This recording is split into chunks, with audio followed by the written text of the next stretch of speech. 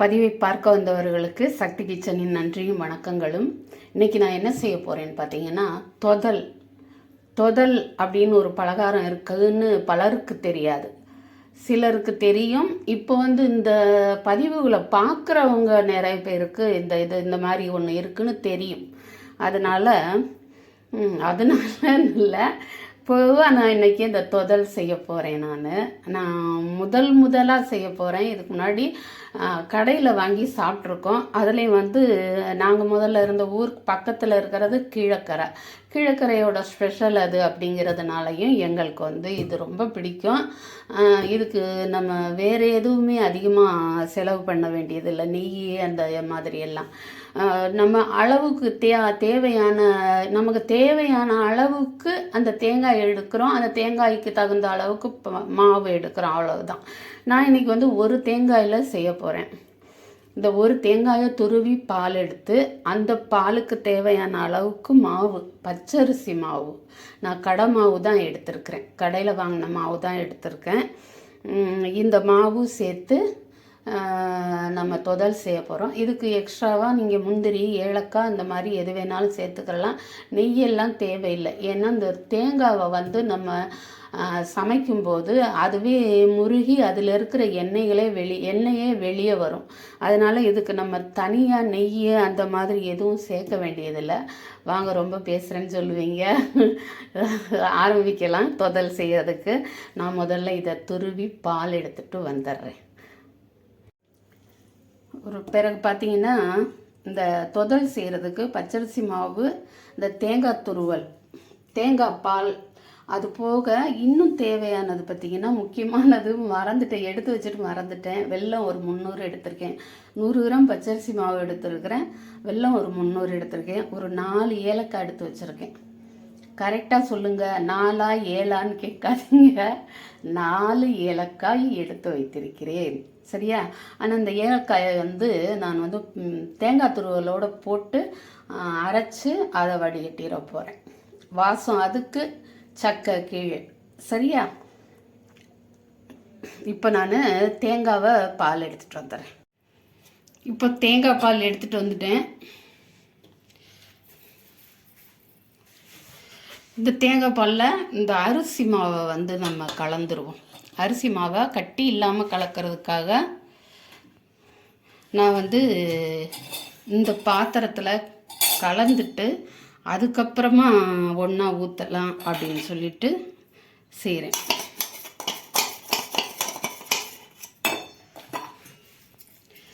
ஏன்னா ரொம்ப பாலில் கொஞ்சம் மாவு போட்டு கலக்கும்போது அது உங்களுக்கு கட்டி விழுகும், கொஞ்சம் கஷ்டம், சிரமம்.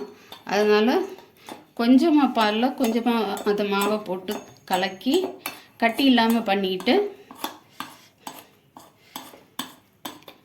அதுக்கப்புறமா அதுலேயே இதை மிக்ஸ் பண்ணிடுவோம்.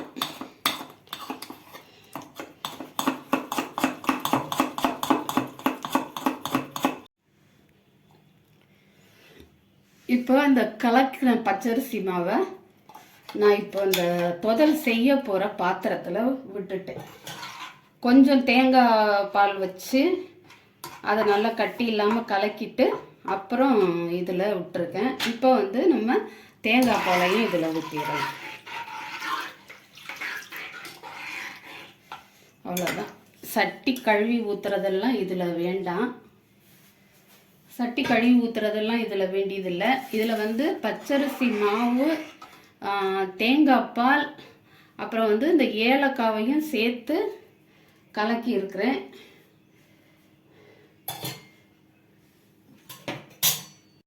இதில் தேங்காய் பால், அரிசி மாவு, ஏலக்காய் கலந்த கலவையை ஊற்றிருக்கிறேன்.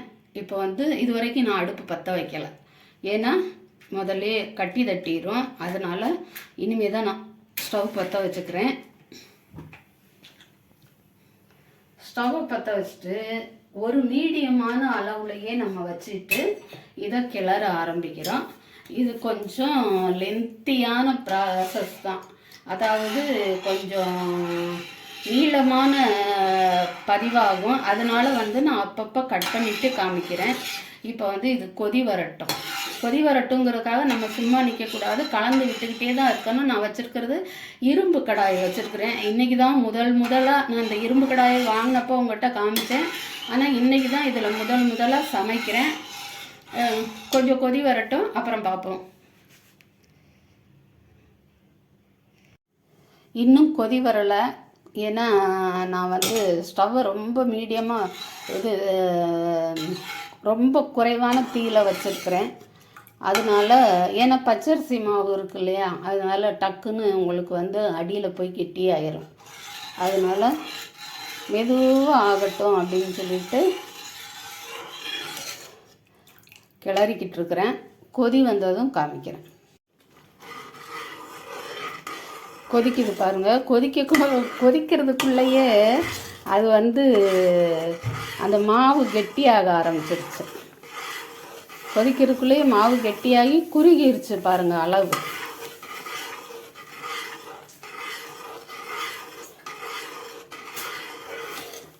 இது இந்த தொதல், அப்புறம் வந்து ஓட்டு மாவு அப்படிங்கிறதெல்லாம் ராமநாதபுரத்தில் ரொம்ப பிரபலம்.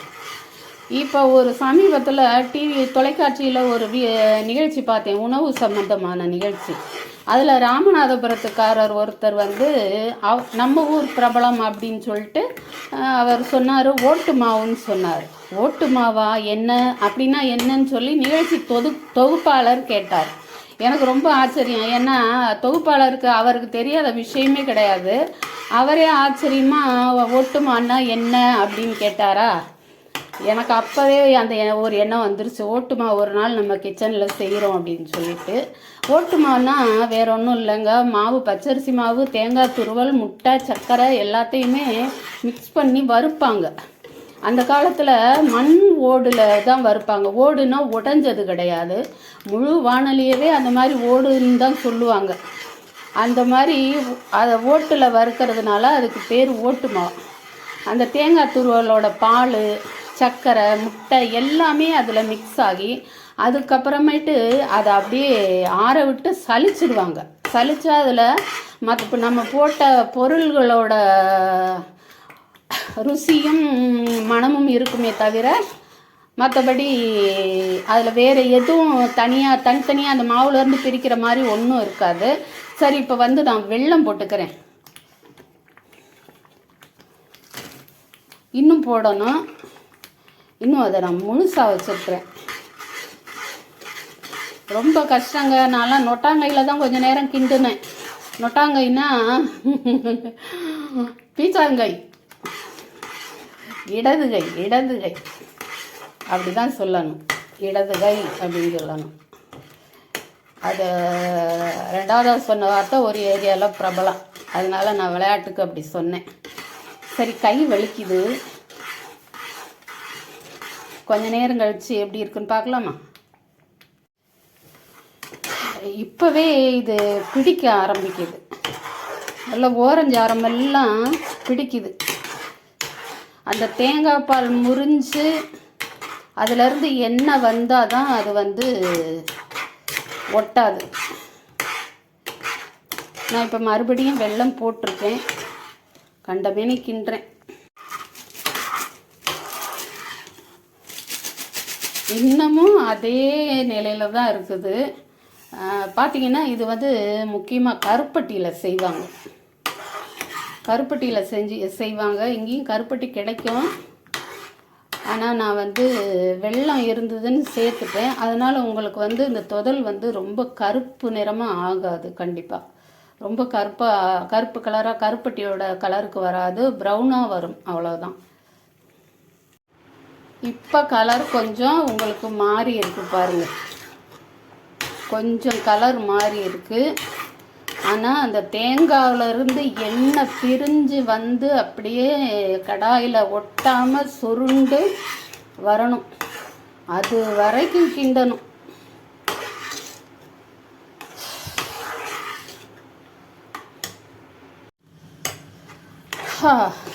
இப்போ பார்த்தீங்கன்னா இந்த லெவலில் இருக்குங்க. அரை மணி நேரம் ஆச்சு.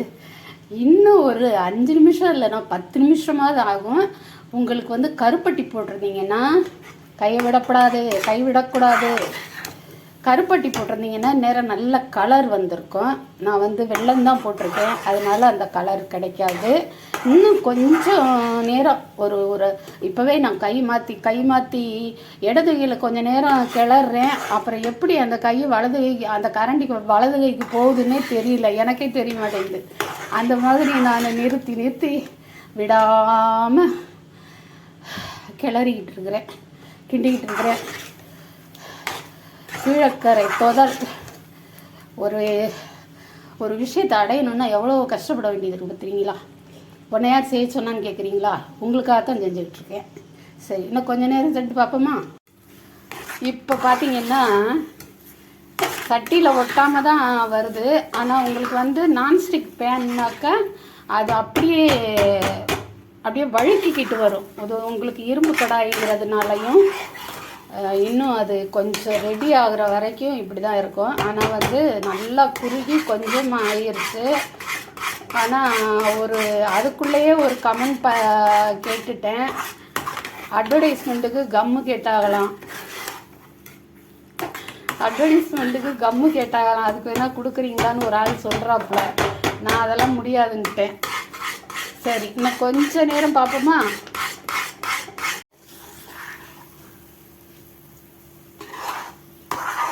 இப்போ கிட்டத்தட்ட அந்த லெவலுக்கு வந்துருச்சு, அது சரியான பதத்துக்கு வந்துருச்சு. கொஞ்சம் ஆறுச்சுனாக்கா உங்களுக்கு வந்து அந்த துண்டு போடுற அளவுக்கு வந்துடும், கட் பண்ணுற அளவுக்கு வந்துடும். கொஞ்சம் ஆறணும். இது உங்களுக்கு இரும்பு கடாய்ங்கிறதுனால, அதுவும் நம்ம நெய் இதெல்லாம் சேர்க்கல, வெறும் அந்த நம்ம ஊற்றின தேங்காய் பாலில் இருக்கிற அந்த எண்ணெயிலேயே இது வெந்திருக்கிறதுனால உங்களுக்கு அப்படியே வழுக்கிக்கிட்டு வர்றதுக்கெல்லாம் வாய்ப்பு இல்லை. ஒன்று நான்ஸ்டிக் கடாய் கிடையாது, ரெண்டாவது நெய் கிடையாது. அதனால அப்படி வழுக்கிக்கிட்டு வர்ற இதெல்லாம் கொஞ்சம் இருக்கும், போதுன்னு நினைக்கிறேன். கொஞ்சம் ஆறுச்சுன்னா சரியாக வரும். ஆறுற வரைக்கும் வெயிட் பண்ணுறீங்களா? அவ்வளோதாங்க, கிழக்கரை ஸ்பெஷல் தொதல் சரியாயிருச்சு, ரெடி ஆயிடுச்சு. இதில் வந்து நான் ஒரு ஷேப்பு கொண்டு வரணும்னு முயற்சி பண்ணேன். ஆனால் அது அப்படியே வழுக்கிக்கிட்டே போகுது. நான் அந்த ஷேப்பு கொண்டு வந்தால் அது அப்படியே வழுக்கிக்கிட்டே போய் அந்த இது பண்ணிடுது. இதய வடிவம், வேறு ஒன்றும் இல்லை. நாளைக்கு காதலர் தினமாமே, எல்லாரும் ரோஸ் பரிமாறிக்கிடுவாங்க. நம்ம வயசானவங்க என்ன பண்ணுற முடியும்? ஆதலினால் நாம் எல்லோரையுமே அன்பு செய்வோம். சரியா? அட்வான்ஸ் காதலர் தின வாழ்த்துக்கள். ஹாப்பி காதலர் தின அட்வான்ஸ் வாழ்த்துக்கள். எல்லோரும் எல்லா உயிரிடத்தும் அன்பு செலுத்துவோம். இந்த பதிவை பார்த்தவங்க ஒரு சப்ஸ்கிரைப் பண்ணிவிட்டு லைக்கையும் போட்டுட்டு சாப்பிட வாங்க. அப்புறம் சமைச்சு ஷேர் பண்ணுங்கள், லைக் பண்ணி சாப்பிடுங்க, சந்தோஷமாக கமெண்ட் பண்ணுங்கள், சப்ஸ்கிரைப் பண்ண மறக்காதீங்க. மீண்டும் அடுத்த ஒரு வீடியோவில் உங்களை சந்திக்க ஆவலாக இருக்கும் சக்தி கிச்சன். நன்றி, வணக்கம்.